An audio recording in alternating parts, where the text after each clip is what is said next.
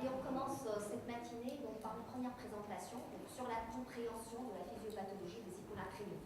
C'est une étape fondamentale, c'est très important de comprendre la physiopathologie pour pouvoir avoir une approche diagnostique juste et surtout donc, une approche thérapeutique adaptée donc, à l'étiologie.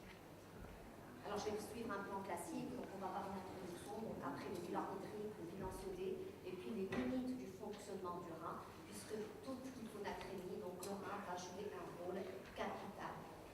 Alors je vais commencer par cette notion de milieu intérieur, donc une notion donc, qui a été définie par Claude Bernard, qui est un grand physiologiste français du 19e siècle, et qui avait défini ce milieu intérieur par l'environnement liquide et qui correspond au volume extracellulaire. Et cet environnement liquide, finalement, protège les cellules de toutes les agressions de cet environnement extérieur. Et la fixité du milieu intérieur est une variable très importante. Donc, c'est elle qui permet finalement une vie libre et indépendante, comme cela a été dit. Et toute stabilité du milieu intérieur va imposer une stabilité de la répartition d'eau qui est elle-même dépendante donc, de la répartition du sodium. Et si on est là dans un congrès national de néphrologie pour en parler, parce que donc, le rein est le seul organe qui est capable donc, de réguler ce bilan hydrique et ce bilan sodé. Alors, premier message donc, à retenir, donc, hyponatrémie n'est pas un manque de sel, comme la majorité des gens donc, le pensent. L'hyponatrémie correspond à un excès d'eau qui va donner une hyponatrémie par défaut de dilution. Et cet excès d'eau va se traduire par une hyperhydratation cellulaire. Et donc, toute anomalie du bilan d'eau ou du sodium va correspondre à un trouble d'hydratation, particulièrement cellulaire quand il s'agit d'hyponatrémie. Alors, l'anomalie initiale correspond finalement à un excès d'eau, c'est-à-dire des entrées qui sont supérieures aux sorties, mais l'entretien de cette anomalie va impliquer le rein, puisque le rein sera incapable d'éliminer cet excès d'eau. Et en pratique, toute hyponatrémie est majoritairement secondaire à un excès, donc à une sécrétion donc, importante de l'ADH. Cette sécrétion d'ADH ne correspond pas à un syndrome inapproprié de sécrétion d'ADH, mais plutôt à une sécrétion stimulée par d'autres facteurs tels que l'hypovolémie.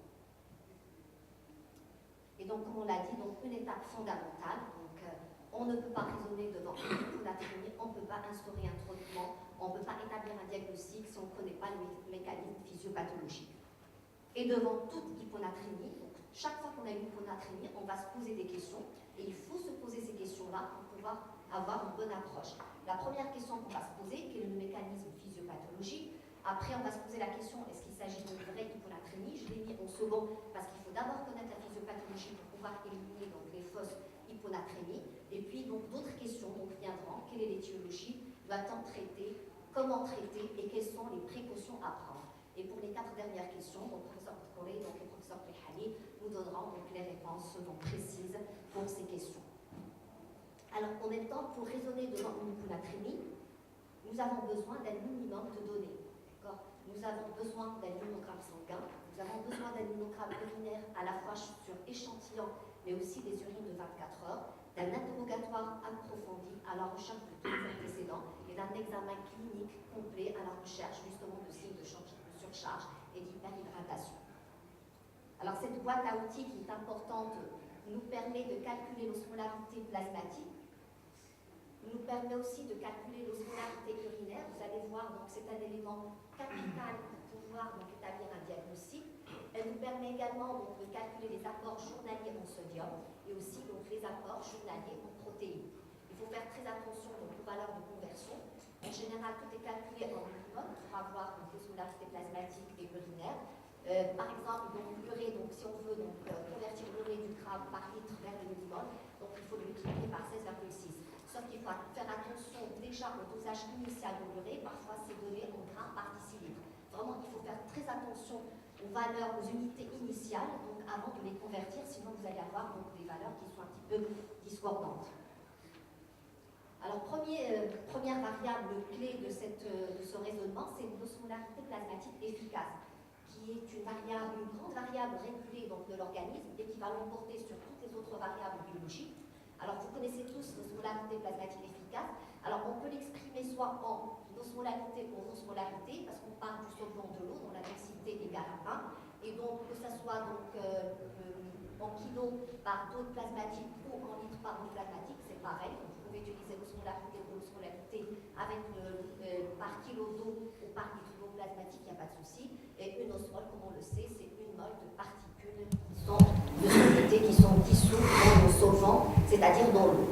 Alors, l'osmolarité plasmatique comme équation, elle intègre le sodium, le potassium, l'urée et la glycémie. Alors, en général, l'urée et la glycémie ne changent pas beaucoup. L'urée peut augmenter en cas d'insuffisance rénale, donc avancée. Alors, la glycémie aussi donc, ne peut augmenter que si on a donc, un état d'hyperglycémie. La calémie aussi donc, varie très peu dans une fourchette très étroite et toute variation de la calémie va retentir donc, sur le potentiel de membrane. Et en conséquence, on peut enlever de cette équation l'urée, donc la glycémie et le potassium, et on garde que le sodium comme principale variable de cette osmolarité plasmatique. Et finalement, donc l'osmolarité qu'on utilise, la plus simple, c'est le sodium multiplié par 2. Donc c'est 140 multiplié par 2, c'est à peu près donc, 280 milliosmoles par litre ou par kilo d'eau plasmatique, plus ou moins 10. Le 10 correspond finalement au taux d'urée physiologique et au taux de glycémie physiologique. Puisque en millimoles, vous avez donc 5 millimoles de glycémie et 5 millimoles d'urée. Donc le 10 correspond justement à la quantité disponible dans le plasma d'urée et de glycémie donc, par litre.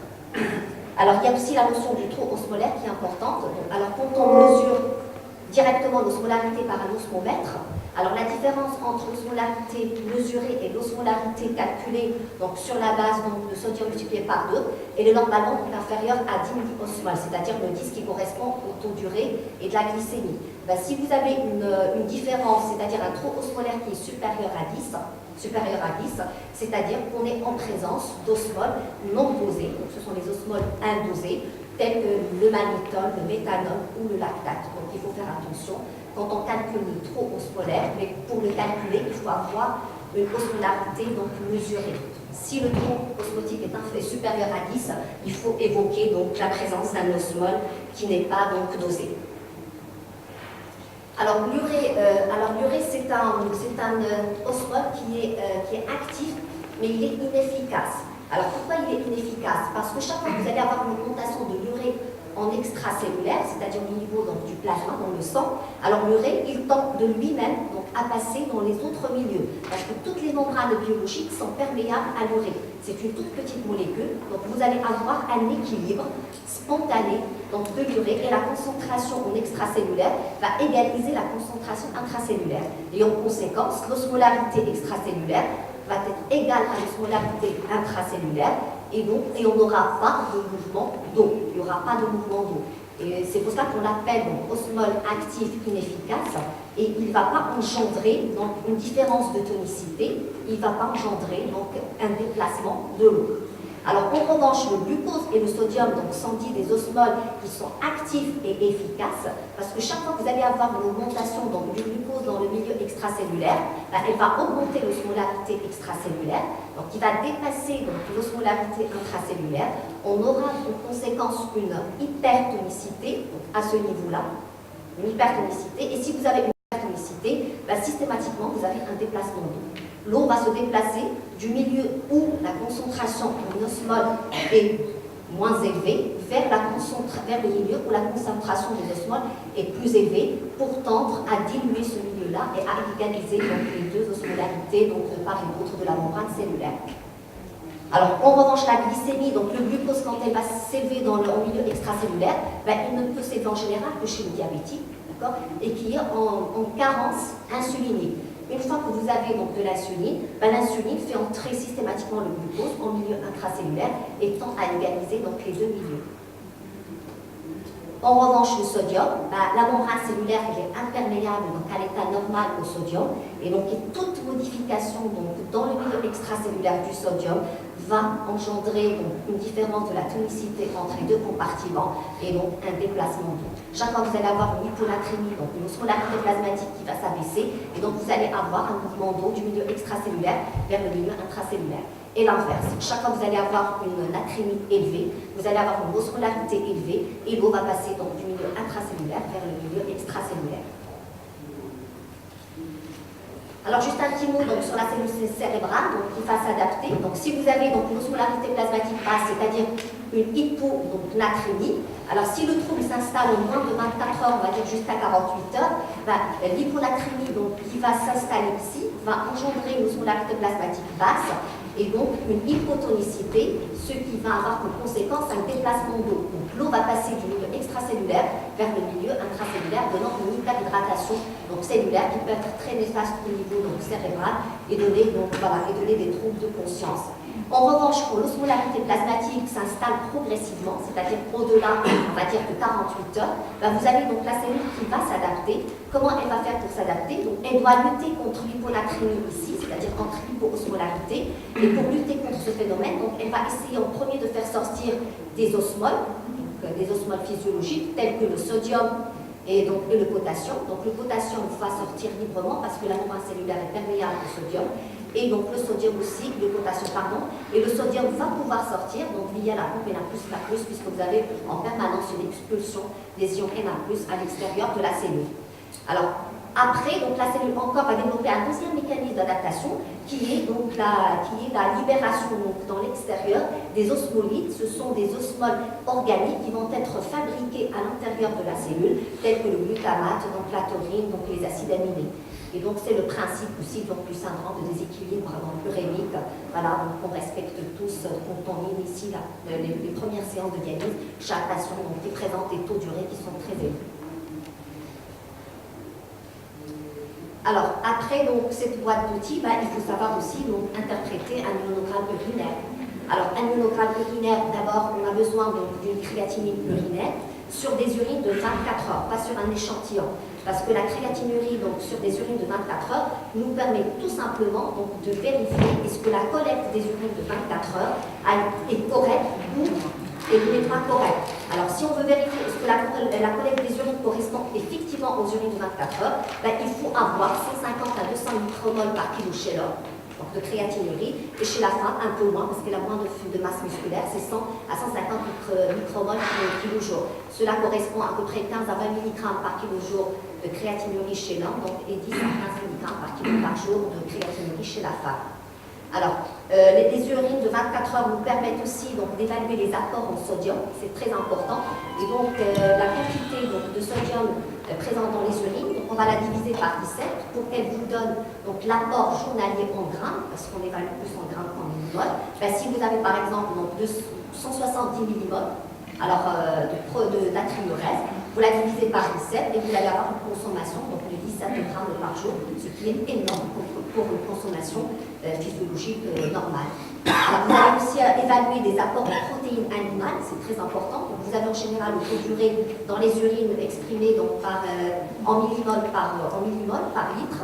Il suffit de le multiplier par 0,21 quand vous avez donc le taux d'urée sur les 24 heures et vous avez donc la cible en grammes par kilo par jour.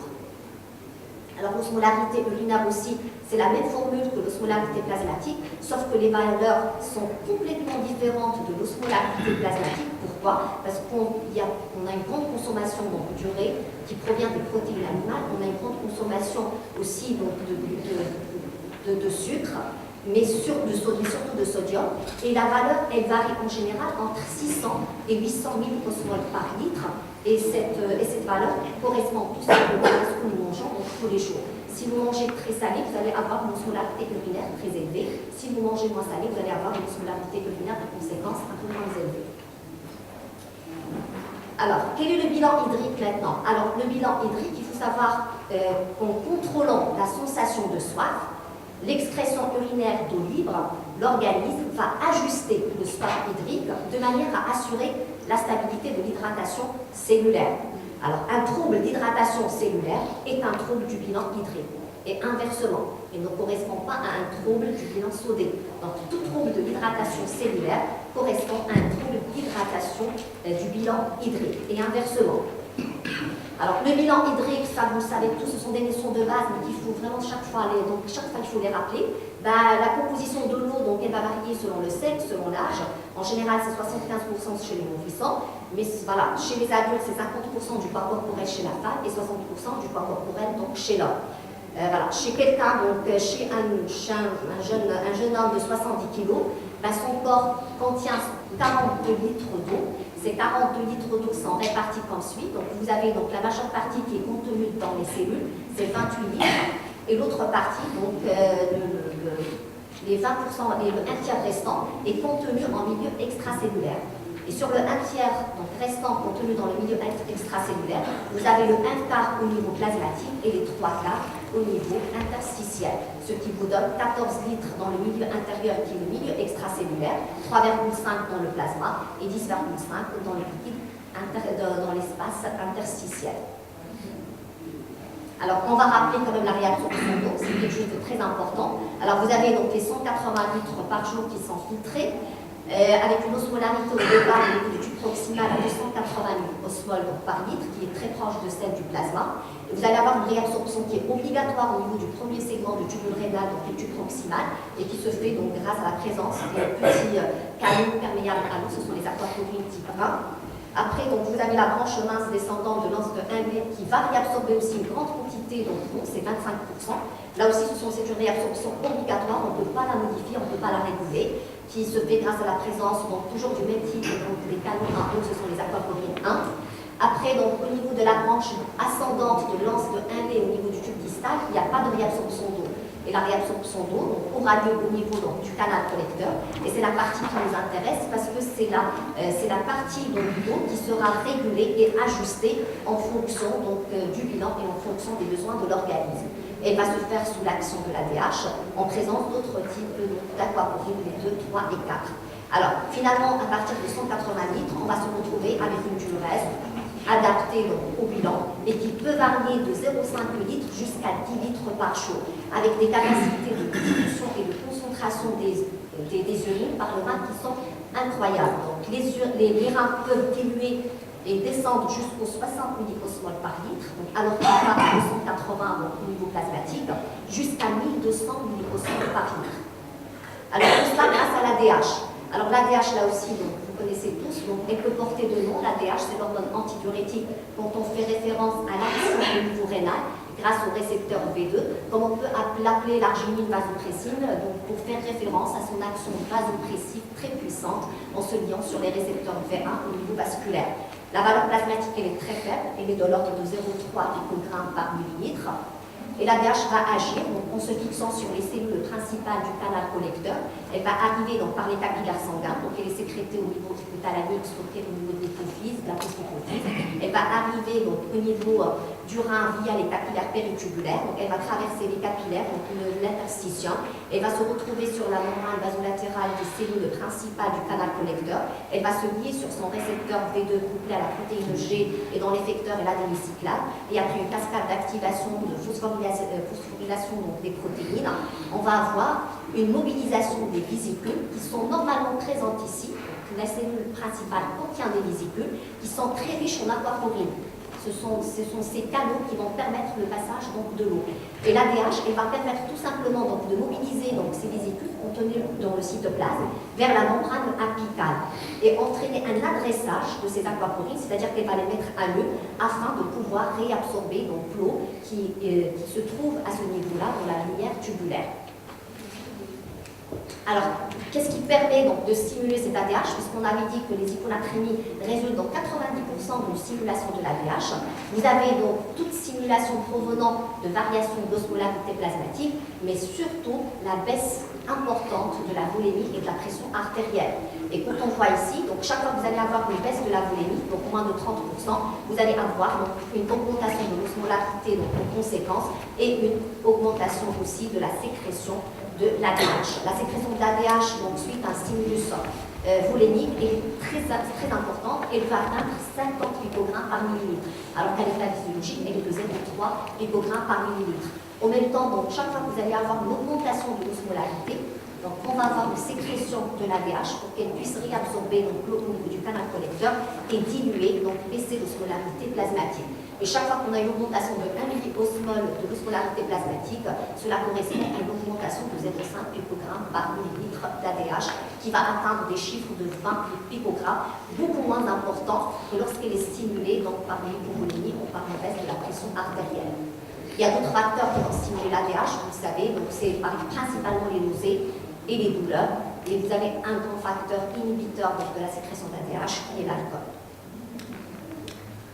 Alors la soif aussi, qui est le deuxième élément, deuxième déterminant donc, du bilan hydrique, ben, la soif aussi donc, va intervenir, mais un petit peu tardivement. Chaque fois que vous allez avoir une augmentation de l'osmolarité, c'est d'abord l'ADH qui va intervenir, et puis donc la soif. Donc la soif qui est déclenchée, voilà, pour des petites valeurs au-delà de 5 milliosmoles par rapport donc, à celle qui déclenche l'ADH, et tout cela donc, pour éviter d'exposer le sujet à une soif intense donc, qui va donc l'obliger à boire de grandes quantités d'eau et qui va probablement se retrouver dans un versant d'hyponatrémie alors que les variations de l'osmolarité sont minimes. Donc pour des petites variations d'osmolarité, c'est plutôt l'ADH. Quand les variations persistent, c'est-à-dire que la normalité est importante, elle est là, et c'est plutôt donc, la soif qui va prendre le relais pour ajuster le bilan hydrique.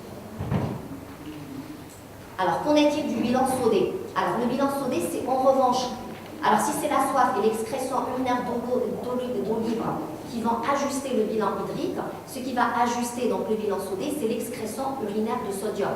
Donc, l'organisme va pouvoir ajuster donc, le stock sodé pour maintenir la stabilité du volume extracellulaire. Bilan hydrique égale hydratation cellulaire.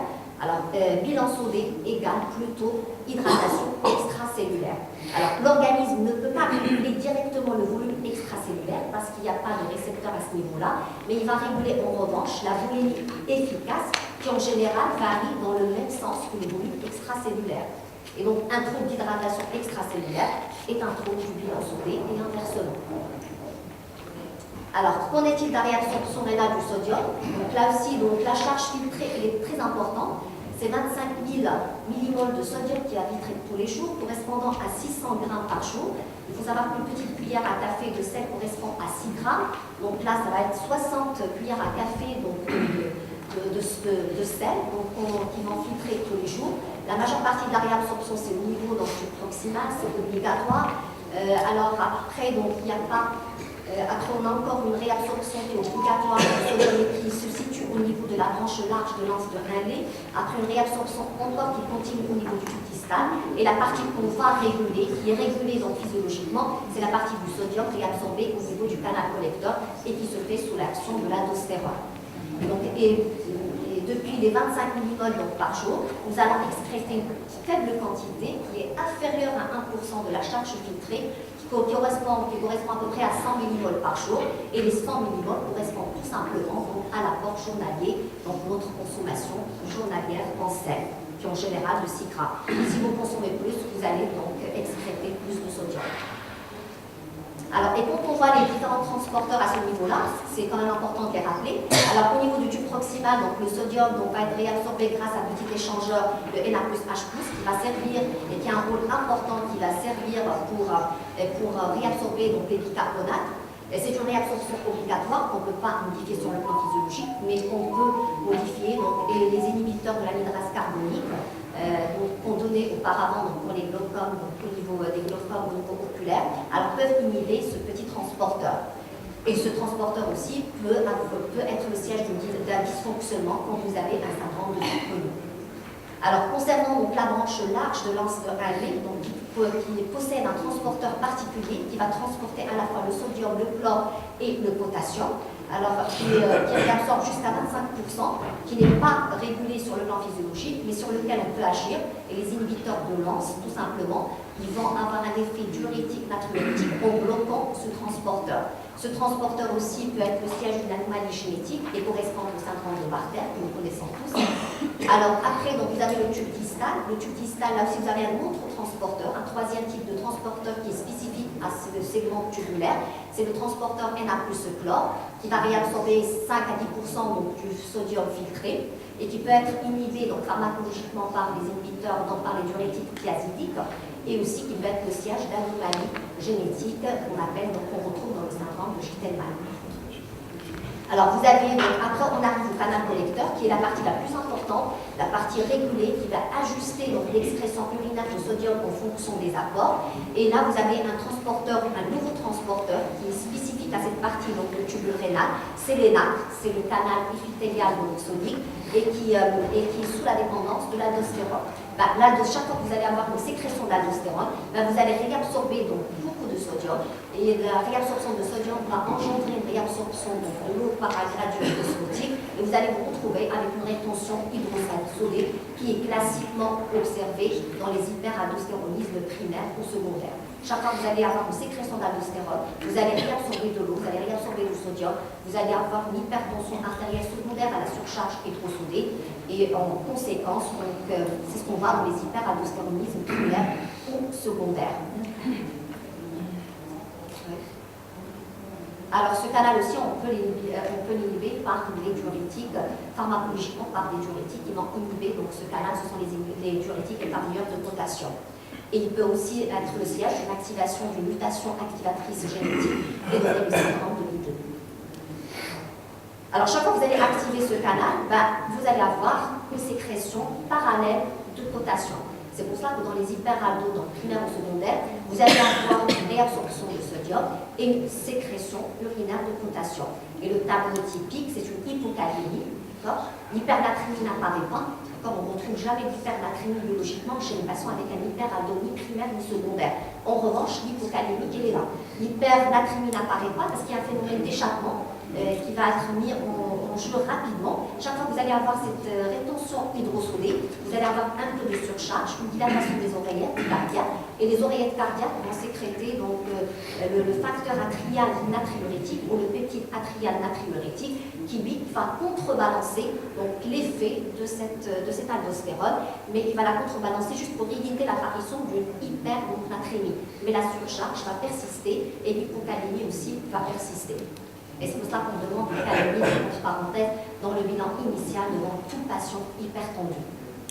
S'il vous plaît, d'ailleurs, j'insiste beaucoup sur cette notion. Donc, calémie fait partie du bilan initial devant tout patient hypertendu, justement pour pouvoir déceler toutes les hypertensions artérielles secondaires à une hyperaldospénienne dans le cadre d'étiologie endocrinienne ou d'un hyperaldo secondaire qui est lié à une hypertension artérielle rénovasculaire.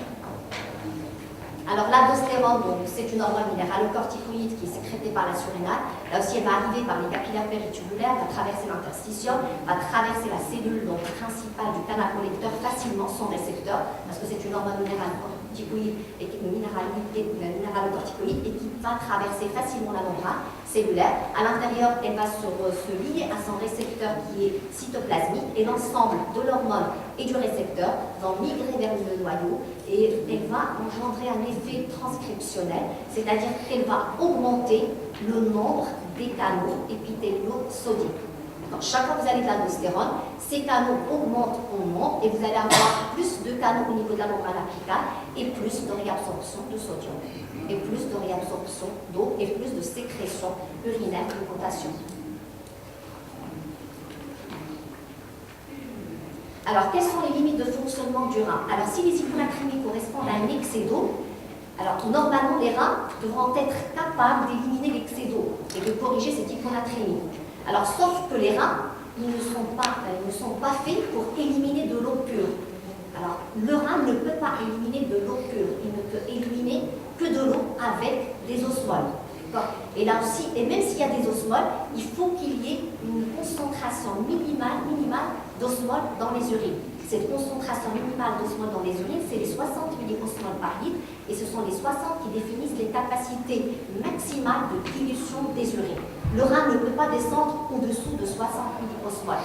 Et cette capacité de dilution est encore plus altérée chez les sujets âgés parce qu'ils ont justement un vieillissement physiologique dans le terrain, une altération du gradient osmotique corticopapillaire qui fait qu'ils sont incapables de descendre l'osmolarité urinaire à 60. Ils vont rester plus aux alentours de 100 à 120 milliosmoles par litre.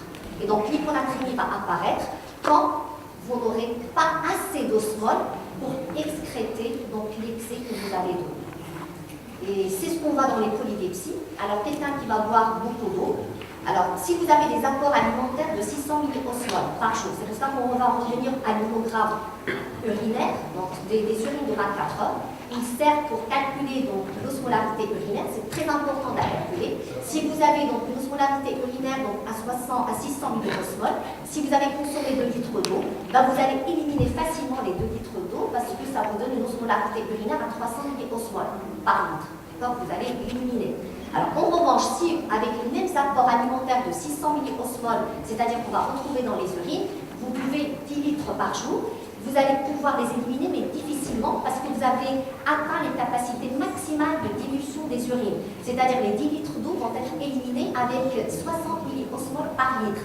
C'est les limites du rein. Là, si vous voulez pousser encore plus, c'est-à-dire que si vous avez toujours les mêmes apports et que vous avez consommé 12 litres par jour, vous allez pouvoir éliminer les 10 litres, mais pas les 2 litres restants. Parce que pour pouvoir éliminer les 12 litres, vous devriez descendre, donc baisser l'osmolarité urinaire à 40 milliosmoles par litre. Et les gens sont incapables de le faire. Ils ne peuvent éliminer l'eau qu'à partir d'une osmolarité de 60 milliosmoles par litre. Et si vous gardez 2 litres en excès dans votre corps, ben ça se traduit par une surcharge, mais surtout par une hyponatrémie. Alors l'anorexie, donc l'état de l'anorexie, l'anorexie, là aussi c'est un autre cas de figure parce qu'ils vont consommer très peu d'osmoles par définition, donc ils ne vont pas manger, ils vont avoir une consommation journalière d'à peu près de 100 osmoles par jour, elles vont boire beaucoup parce qu'ils retiennent la leçon qu'il faut boire beaucoup pour maintenir une bonne hydratation du corps, ils vont être incapables donc d'éliminer les 4 litres, parce que pour éliminer les 4 litres, il faut baisser l'osmolarité urinaire à 40 milliosmoles et ce n'est pas possible. C'est le même principe aussi des patients âgés avec le syndrome de TOS intime qui vont boire beaucoup d'eau, beaucoup de thé, beaucoup de fusion et qui vont consommer très peu d'osmoles et qui sont incapables d'éliminer cet excès d'eau. Ce n'est pas parce qu'il y a une anomalie à côté, c'est parce que tout simplement ils n'ont pas consommé assez d'osmoles. Et donc, c'est aussi le concept des grands fêtards d'Europe qui vont faire de grandes fêtes de bière, qui ne vont pas avoir de soucis parce qu'ils vont boire beaucoup dans la journée et dans la nuit, ils vont boire jusqu'à 12 litres, mais ils vont en parallèle consommer beaucoup de plats, de petits plats qui sont très riches en osmoles, notamment en protéines animales et en sel. Ils vont tout faire. Pour pouvoir éliminer l'excès qu'ils ont consommé dans la journée et dans la nuit, il faut des osmoles. S'ils ne mangent pas assez, ils ne pourront pas éliminer l'excès d'eau, ils vont se retrouver le lendemain avec une hyponatrémie et une surcharge qui est importante. Alors, finalement, on va dire quel est le mécanisme physiopathologique. Alors, soit qu'il est lié à l'ADH, soit qu'il n'est pas lié à l'ADH. Alors, soit qu'il va être indépendant de l'ADH, soit qu'il va être dépendant de la sécrétion d'ADH. S'il est indépendant de la sécrétion d'ADH, c'est ce qu'on vient de dire, c'est-à-dire que vous avez des apports d'eau qui dépassent les capacités rénales d'excrétion d'eau, il n'y a pas une autre anomalie. S'il y a un excès d'eau, c'est que les reins sont incapables de l'éliminer. C'est que le problème est au niveau rénal, il n'est pas ailleurs. Et c'est ce qu'on voit dans la potomanie, c'est que ce sont des gens qui vont consommer de façon pathologique une grande quantité d'eau qui peut atteindre jusqu'à 10 litres par jour. S'ils n'ont pas d'eau, ils ne pourront jamais l'éliminer. C'est le cas aussi de l'insuffisance rénale, parce qu'il y a une altération du débit de filtrage glomérulaire, une réduction de la quantité d'eau éliminée dans les urines. Vous avez l'anorexie, qui ne consomme pas beaucoup d'osmoles, qui va boire beaucoup, et qui va se retrouver en excès d'eau et en hyponatrémie. Et dans ce cas-là, l'osmolarité urinaire elle est basse, parce que vous avez très peu d'osmoles consommées par jour. Alors, en revanche, dans le syndrome TOS intime, vous pouvez avoir toujours une osmolarité qui est basse, mais qui est relativement élevée par rapport aux pathologies précédentes, parce que vous avez une altération de la dilution des reins qui provient d'un mécanisme physiologique, ce qui fait qu'ils ont toujours des osmolarités urinaires un tout petit peu plus élevées par rapport aux autres.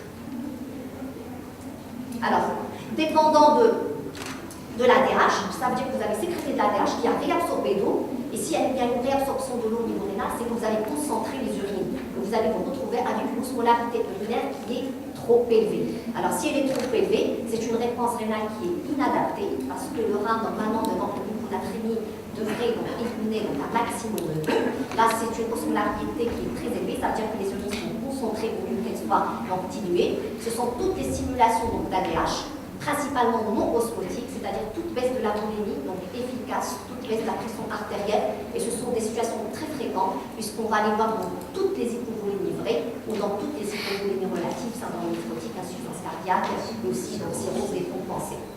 Donc pour corriger ce trouble-là, il faut que les reins puissent tout simplement éliminer l'excès d'eau. Et pour qu'elles puissent éliminer l'excès d'eau, il faut qu'il y ait un apport d'osmole suffisant. Alors toujours dépendant donc, de l'ADH, donc tout à l'heure c'était donc alors c'était un stimulus non osmotique. Ben, ici donc c'est principalement le stimulus osmotique et c'est donc le fameux syndrome de sécrétion inappropriée d'ADH qui reste un diagnostic d'élimination après avoir éliminé l'ensemble des étiologies qu'on va voir tout à l'heure avec le professeur Victoré et avec le professeur Léon. Alors la deuxième question qu'on peut se poser, est-ce qu'il s'agit d'une hyponatrémie donc vraie? On a envie qu'il ne s'agisse pas d'une hyponatrémie pas vraie, donc on ne se lance pas dans toute une approche diagnostique et thérapeutique. Ben, sachez que c'est vraiment un faible pourcentage des hyponatrémies sont liées à des fausses hyponatrémies et souvent on est devant une hyponatrémie vraie. Alors hyponatrémie donc fausse ou pseudo-hyponatrémie, donc c'est facile. D'abord l'idéal c'est d'avoir une osmolarité plasmatique mesurée. Sauf que ce n'est pas possible parce qu'on n'a pas les osmocètres qui sont disponibles. Et donc, si elle n'est pas disponible, ben, il faut éliminer les pseudo-hyponatrémies. Les pseudo-hyponatrémies, donc, ce sont ces deux cas de figure sur cet algorithme. C'est chaque fois que vous allez avoir une osmolarité donc, élevée ou normale. Si elle est élevée, il faut calculer le trop osmolaire dont on a parlé au début. Et il faut rechercher donc, un osmol non dosé habituellement, donc mannitol, ou éthanol, ou de l'alcool, ou de lactate. En revanche, si vous avez donc une atrémie qui est normale, il faut éliminer tout état d'hyperglycémie. Donc vous avez plusieurs formules de correction en fonction de la glycémie. Vous allez éliminer aussi les états d'hyperprotidémie qu'on voit principalement dans le myélome multiple avec une hypersécrétion des chaînes légères, donc avec l'hyperprotidémie, mais aussi donc les hyperlipidémies, les hypertriglycéridémies qui restent quand même des diagnostics peu rencontrés en pratique quotidienne et qu'on peut évoquer chaque fois qu'on a des bons créatifs aigus secondaires à une hypertriglycéridémie. On peut penser que l'hyponatrémie est secondaire à cela. Alors il faut faire attention dans l'insuffisance rénale chronique parce que les toxines uréniques peuvent prendre la place des osmoles indosées. Donc on peut se retrouver avec des hyponatrémies qui sont non hypoosmolaires, qui font partie de cette rubrique-là. Donc les hyponatrémies avec une osmolarité donc élevée qui est secondaire à la présence d'un osmole non dosé qui peuvent être des toxines uréniques. Et en pratique, dans la vraie vie, ce n'est jamais simple. Et on a l'impression que toute hyponatrémie est différente d'une autre, parce qu'effectivement, c'est une situation délicate et on a souvent plusieurs facteurs donc, qui vont donc se réunir et qui vont donc un petit peu alourdir et compliquer donc, le raisonnement. Souvent, on a un patient âgé qui a déjà des capacités de déduction qui sont altérées et il est insuffisant cardiaque, donc il est en hypovolémie relative, donc à une stimulation de l'ADH par hypovolémie. Vous avez ce patient-là qui est souvent diurétique et l'expression urinaire de sodium est faussée, donc elle est élevée. Il est sous régime sans sel, parce que dans l'insuffisance cardiaque, on lui recommande de ne pas manger du sel, et en conséquence, il va se retrouver avec peu d'osmole dans les urines et une incapacité d'éliminer l'excès d'eau. Il va manger peu parce qu'il est fatigué, il est asthénique. Il va boire aussi beaucoup, surtout durant les périodes d'été, et avec une insuffisance rénale, ça va encore un petit peu compliquer cette hyponatrémie. Voilà, donc et finalement c'est la vraie situation.